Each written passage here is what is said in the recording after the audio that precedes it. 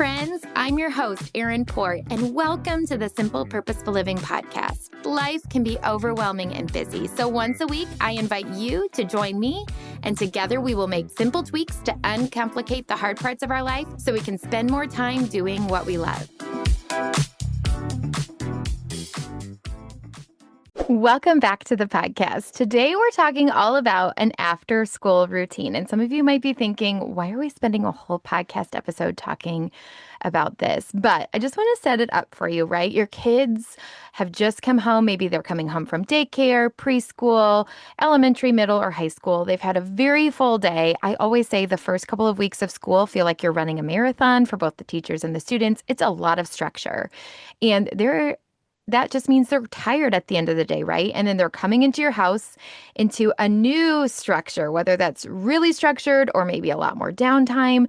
But there's this transition period, right? And so a routine after school really helps them to transition from one part of their day to the other. And a routine really is helping them automate the things that they have to do as they make that transition. So it's less about the timing or how long things take or exactly what you're doing, but really it's helping you and your kids set yourselves up for success in that transition. So the first thing I just want to share with you, why I interchange rhythms and routines a lot on this podcast. And one of the reasons I like rhythms better is because naturally, to me, they sound more flexible. Many times when you say a routine to someone, automatically they think at 8 o'clock we're doing this, and at 8:05 we're doing this, and then at 8:10 we're doing this. Whereas a rhythm reminds me of a musical ballad, right? Like I love playing just different songs. Canon in D is like a song I know by heart. For whatever reason, that one just stuck in my head. But I can play it really fast. I can play it slow. I can play it several times if I have time. But it just is flexible based on how I want to play. And that's rhythms, right? Like it's just, they flex with the rhythm of life in that day. But here's why routines and rhythms matter, not just for you, but for your kids too. And they're not just for the type A mom. We are all routine oriented, whether you think it or not. We get up, we go to bed, we brush our teeth, we wash our hair.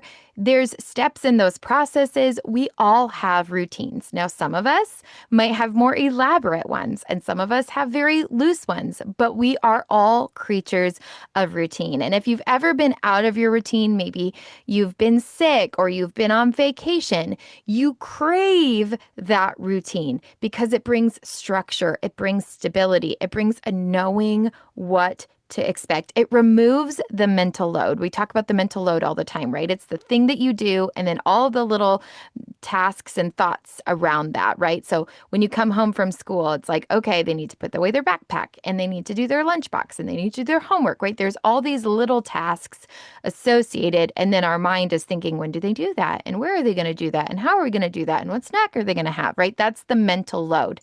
So when we have a routine set up, it automates those decisions so our mental load decreases. So that's one of the reasons I love rhythms and routines. Another one, again, is it's creating that predictability and consistency for kids. We see a lot less outbursts in kids when they know what to expect because they're not having to change course every day. Like, oh, today what are we doing? I don't know. Okay, then I'm going to throw a fit because this feels uncomfortable and I'm tired from school and now I don't know what to do with my emotions, right? And so we're taking some of that away. It's also less decisions for everyone. I, as a mom, am not having to decide, like I said, that mental load. It's also building independence, which is huge. I'm a work from home mom, so sometimes I'm finishing up my workday. So my kids are able to come in and do their after school routine after we've established it. And I'll get to that in a minute. And they're able to carry through that transition on their own. I'm not having to be there barking orders or nagging them. They're starting to be able to do that independently. And again, it really provides that smooth transition from one area of their life to the other. It just helps them to slide right in to that with a little bit of grace and a little bit of structure. Okay. And it also just helps us to have clear expectations and reduce those negotiations. Mom, can I do this today? Can I do that today? Okay, no, this is our after school routine and we can discuss that afterwards. So that's really why I love routines and why I'm so passionate about helping you set them up. But they do take some consideration in setting up. So what should an after school routine include? And I just want on the onset to say, keep it simple. That is the moral of the story. Like, there are a million things that it could include, like backpacks and shoes and lunchboxes, snacks, homework, chores, downtime, activity. But I really want you to think, what do we want our home to feel like after school? And what are the non-negotiables? Like, what matters to us? And I'm going to share our after school routine, but that's because I've answered the question. Like, these are the things that matter to us that keep our wheels humming along, but they might not be what matters for you, right? I've talked in the past, our morning routine where they brush their teeth before breakfast and put on their school shoes before they eat breakfast, right? Like, for many of you, you'd think that's backwards, but for us, that's going in the right order, right? Because that is what matters. So I want you, when you're thinking about what does an after school routine include, it's something like a landing place. Where are we putting our stuff? Are we putting our backpacks on a hook? Are we putting our lunch boxes back in the pantry? Are we putting our school papers on the counter? And then I want you to think about like a reset. Are they washing their hands? Are they going to the bathroom? Maybe getting a snack? And then are there any other responsibilities you want them to do, like homework? And then is there some sort of downtime? I always like to give them some incentive to do their after school routine because then, just like us, they're externally motivated. They go through their routine in a timely manner without a lot of coaching from mom once it's established, and then they can get into their downtime routine, which for us is maybe 30 minutes of iPad or TV time or something like playing outside, whatever it is they want to do. And we even do that before homework. We take a beat because they've had a busy day. But again, that's the order that works for us. So all that being said, keeping it small and thinking about those different pieces, this is what our after school routine looks like. So my kids, my little two, get off the bus and they come in the house. I normally try to set an alarm on my phone for 10 minutes before my kids get home. I may or may not be finished with work. I really try to be, but in some seasons it doesn't. But those 10 minutes, I try to either sit on the porch or walk around the block. That's my faux commute, right? This is my transition ritual so that I can go from work to mom mode, right? So I have my own little after school routine. I guess it should be the before after school routine, right? So I set an alarm for 10 minutes before they get home. So I'm just there and I'm not frazzled and divided. Like if they come into my office, which they've done in the past, and they're trying to talk to me while I'm trying to wrap something up, I'm not giving them their full attention. I'm not doing my best work. So set a timer for 10 minutes. They walk in the door. I greet them, of course. I'm asking them about their day. The first thing they do is they hang up their backpack on a hook. We've set up our mudroom, so it's really easy for them to be able to do this. Hang up their backpack on the hook, put their shoes in the basket. Then they pull out their folder and their lunchbox if they had it, and they bring it to the kitchen. And they empty out their lunchbox, throw any trash away, then they put their lunchbox in the pantry and then put any papers that are in their folder on the counter for me to look over so that we can do that while they're having a snack. Then they go wash their hands, go to the bathroom if they need to, and they get a snack. And then we have a real quick convening session of just like, hey, how was your day? What did you do? Was there anything fun? Okay, let me look at these papers. Do you have any homework tonight? Okay. And then we kind of make a plan. Once they've done that, that's their whole routine. It's probably 5 minutes, but that transition has helped us take care of the things that we need to. So not only does it set us up for success now, but it sets us up for success in the morning because the lunchbox back where it belongs, the water bottle's in the sink, the trash is out of it. I look at the folder so that we don't forget to do homework, and then they get to have a little downtime. And then if they have homework, we do that after downtime because they just need some space from school. They've been in that structured environment. And for both of my kids, it's pretty obvious, especially at the beginning of the year, they just need a minute to breathe. So they have a snack, we have a quick conversation, and then they go have their 30 minutes of downtime. And then if they have homework, they come back. How they do downtime is if they're doing like iPad or TV, I have them set an alarm for themselves. It is regulated once they get into it. So they set an alarm for 30 minutes. And then when that timer goes off, they turn off the TV, they put away their iPad. And if they don't follow the rules, then they lose that privilege. So it's a pretty easy yes for them to do that. And, sometimes they might have 1 or 2 days where they don't and they bend the rules and try to get more time and then they lose their privilege and they're reminded pretty quickly, like, okay, I'm going to do my 30 minutes. And then we do homework. And then if we have an activity, we get ready for that. Otherwise, they can play outside or in the basement or whatever they want to do. So again, very quick, we keep it small. Now, a question I get a lot of time is, how do I get my kids to actually follow the routine? And the first thing is always go in the same order every day and have a visual reminder. And teach it. This is important. A lot of times we expect kids to know how to do a routine and they've never done it before. It's like asking you how to write a book and you've never done it before and then just say, good luck, and not give you an editor, right? Like, we have to teach kids these life skills. That's a huge mistake that a lot of us make that really is not that hard to remedy. And so at the beginning of the school year, I'm standing right there and I'll say, welcome home. Okay, let's go through our after school routine. And I'm going to put on my teacher voice and you're going to think I'm crazy, but I'm a former first grade teacher and this is what I did all the time in first grade too. And I'd say, okay, we're going to hang up our backpack. And maybe if you have like a preschooler or daycare kiddo that's under school age, they might never have done that before. So you're going to show them, like, this is how we hang up our backpack. Your kids that are older that are just getting back into a routine, you're not going to have to be as explicit, but you'll say, okay, let's hang up our backpack and let's put our shoes in the basket. Okay, now grab out your lunchbox and your folder and let's go to the kitchen. All right, would you empty out your lunchbox, put all of the trash in the trash can, your water bottle in the sink so I can wash it, and then put your empty lunchbox in the pantry. We have a lunchbox basket. And then, okay, now you're going to go wash your hands. All right, this is how we wash our hands. We get a piece of soap and we scrub for 20 seconds under the water, and then we dry, and then we hang up the towel. And then if you need to go to the bathroom, of course you do that. And then come back, okay, get a snack out of the snack basket, sit here with mom. We're going to talk about your day, go over your folder. And then when we do that, then you get your 30 minutes of iPad time or TV time, whatever one you want. So I'm talking them through this. It's not a one and done situation. When I taught first grade, we had first grade boot camp, and it was the first 6 weeks of first grade.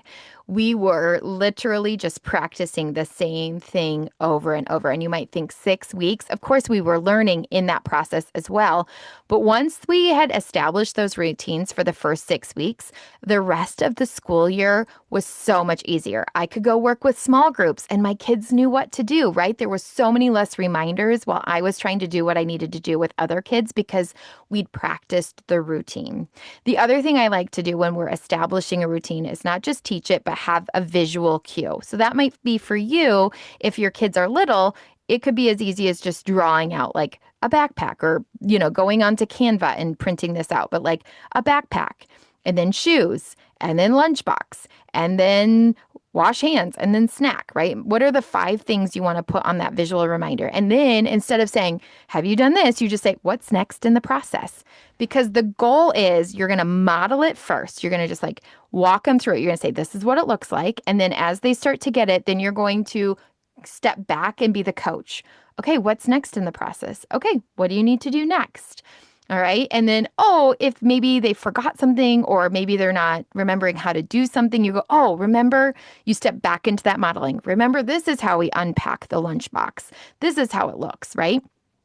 And then and so you're kind of explicitly modeling first, stepping back to coaching. And then over time, once you start to see it become automatic, then you step into letting them be independent and you not having to be so much a part of it. But kids are kids, right? How many times are you still having to remind them to brush your teeth, right? It takes a long time. And so I think having the expectation they're going to learn this the first week of school is not going to serve you well. Remind yourself that our job as parents is to continue to model, continue to coach, continue to give feedback. But again, with a purpose of helping them be independent. So asking them questions rather than giving them the next thing, kind of stepping back and be like, well, what do you think is next? Or did you look at the chart? What do you think is next? Those are really, really helpful. Okay, so another question that I often get is, well, what if our routines aren't consistent after school? And this is where I like the rhythms, right? So it's not that at 3:30 my kids get home and at 3:32 they're hanging their backpack up. It's really like when we get home, whatever time that is, this is the 5-minute routine we do when we get home. And so it really doesn't have, because it is such a small routine, it doesn't have to take a long time. Even if you're having dinner in 5 minutes, the kids can be doing that while you're prepping dinner if you're not getting home until 6 o'clock at night. Really, again, it's just that transition from whatever you were doing to whatever you're going to do. And this little rhythm helps you to take care of the things that you need to and automates those things and helps them to transition from one part of their day to the other. And so less about the time of you're doing it, like 3 o'clock in the afternoon, and more about this is just what we do when we get home. Okay, so let's talk about, as we're wrapping up, what are some things that are really like tiny little tweaks or things to consider? And I've already talked about some of them that are going to make an after school routine easier because, of course, I'm the big sis that tries to make your life easier. Routines are going to help you because, again, it's lightening the mental load and helping kids to know what to expect. So less negotiation, less outbursts because everybody's on the same page. But number one, I want you to think about your space for an after school routine. Is your space set up so it's easy for your kids to walk through their after school routine independently? Can they hang up their own backpack? Can they put their own shoes away? Is putting their shoes away really hard because they have to walk all the way upstairs to their room to put their shoes away, right? Like, how can you make it a little bit easier so that the kids can put things away where they're naturally used, right? Like, maybe you put the shoe basket by the back door, even though your shoes have always belonged in your bedroom. I had a friend recently say that she got this like IKEA 8-cube system, and every kid had a cube in their front closet, and they just stuck their shoes and their lunchbox and their backpack in that. And that was what works for them. So just think about your house. Is your space set up for them to be able to put their own things away independently once you teach them? Number two, make sure it's an obvious, easy home. We don't want the kids to have to jump through a million hoops, right? Like we see online, the color-coded systems and the super finite organization. Kids are not going to do that long term. So a basket for shoes, an easy hook for backpacks. Make it easy and obvious for them to know where things belong so that they can do it independently. Same with the lunchbox. Do you have like a spot that they can put it away in the pantry independently so that you can find it the next morning? Because there's nothing worse than like having them put it somewhere willy-nilly because they don't know where it goes.